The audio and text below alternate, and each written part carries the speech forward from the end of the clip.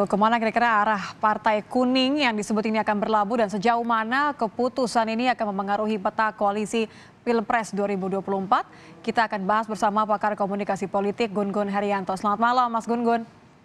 Selamat malam, Mbak Nitya. Mas Gun-Gun, sebelum kita bicara lebih jauh, saya harus minta konfirmasinya. Menurut Anda, ini Partai Kuning yang disebut, ini artinya memang akan merapat ke Partai Golkar atau justru malah akan ada kesepakatan antara PDIP dengan partai yang kuning merah ya, dengan Gerindra?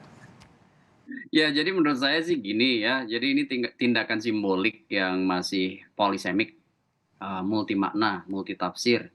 Dan proses ini memang dibiarkan menjadi satu strategi persuasif ya, di tingkat elit dan interpretasi yang dibaca oleh teman-teman media dan khalayak luas gitu. Ini masuk juga di ruang diskursus ya, diskursus publik yang kemudian salah satunya tentu akan jadi bahan perbincangan. Oke, jadi secara sadar dilakukan oleh seorang Puan Maharani ya, karena kan beliau kemudian ditunjuk sebagai mengharuskan untuk memenangkan Ganjar Pranowo. Artinya Anda melihat bahwa PDI Perjuangan ini memang butuh Golkar atau sekedar ingin mengamankan koalisi agar tidak kemana-mana? Ya, yang jelas semua kekuatan akan saling bicara strategis pemenangan kan ya. Kayak misalnya PD Perjuangan dengan 128 kursi. Itu kan sebenarnya dengan P3 ya, itu kalau koalisi dengan P3 aja sebenarnya udah melampaui presidensial Mhm. threshold dengan 147 kursi. Nah, kalau tambah Golkar kan Golkar itu punya 85 kursi, tentu akan jadi lebih besar lagi dalam proses kandidasinya, betul nggak?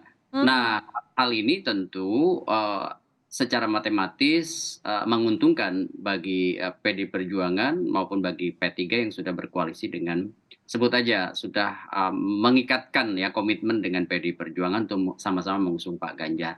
Mhm. Tapi Golkar itu harus dibaca lebih cermat. Kenapa? Karena biasanya Golkar sangat fleksibel. Ya. Kita bisa lihat ruang jelajah komunikasi politik Golkar itu akan sangat ditentukan oleh 3 faktor ya. Pertama, figur yang kemudian siapa yang berpotensi menang gitu. Kemudian yang kedua tentu bicara soal power sharing-nya. Ya, apakah misalnya menguntungkan bagi Golkar atau tidak, ini kan bicara soal strategic planning dalam konteks kontestasi elektoral. Nah, kemudian, tentu yang ketiga ya, yang paling penting juga, bicara soal skema-skema misalnya pembiayaan pemilu dan lain-lain, dan itu kerap kali tidak terbicarakan di ruang publik seperti di media. Nah, hal seperti ini menurut saya Golkar punya pengalaman.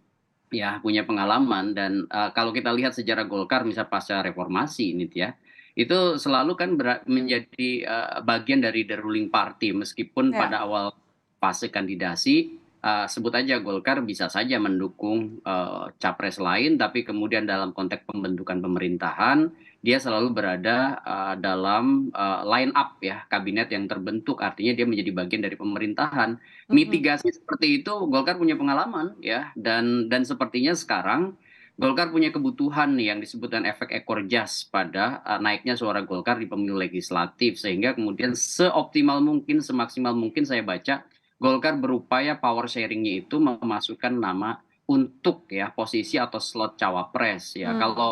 Kalau top of the ticket rasa-rasanya Golkar juga sudah mengukur bahwa tidak punya figur dengan tingkat elektabilitas tinggi sebagai Oke, sebagai tapi ini menarik Mas Gun-Gun kalau Anda mengatakan, nampaknya dikabarkan minta kursi bacawa pres, kita lihat kemarin sempat bersalaman dengan Caimin sebagai kita katakan, apa ya, mungkin syarat bergabung dengan koalisi kebangkitan Indonesia Raya nih dengan Gerindra dan juga PKB.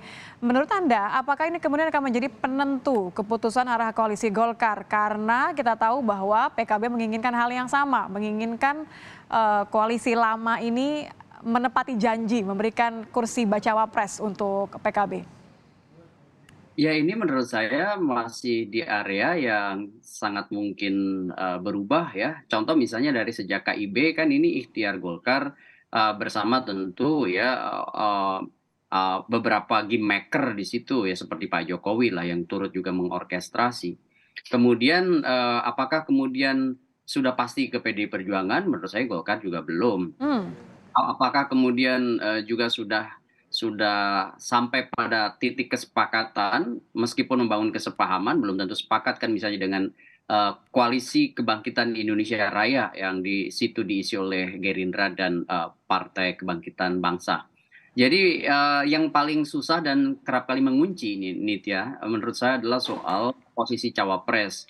Kenapa? Karena semua partai kan menginginkan itu ya, Ya, menginginkan posisi itu sehingga deadlock. Mungkin ingat ya peristiwa 2019 ya, di mana ketika misalnya koalisi mau dibangun Jokowi dan format koalisi besar, salah satu yang kemudian menjadi hambatan yaitu psychological barrier menyangkut cawapres dan akhirnya kemudian mengambil opsi ya sosok di luar partai politik yang diterima oleh seluruh kekuatan politik. Waktu itu ada nama Pak Mahfud dan injury time kemudian berubah menjadi nama Kiai Ma'ruf ya. gitu. Artinya ini akan menjadi harga mati ya untuk Golkar. Siapa yang bisa memberikan kursi bacawa pres bagi ketum mereka, begitu ya? Ini akan menentukan apakah akhirnya warna kuning ini akan berubah menjadi hijau atau menjadi merah.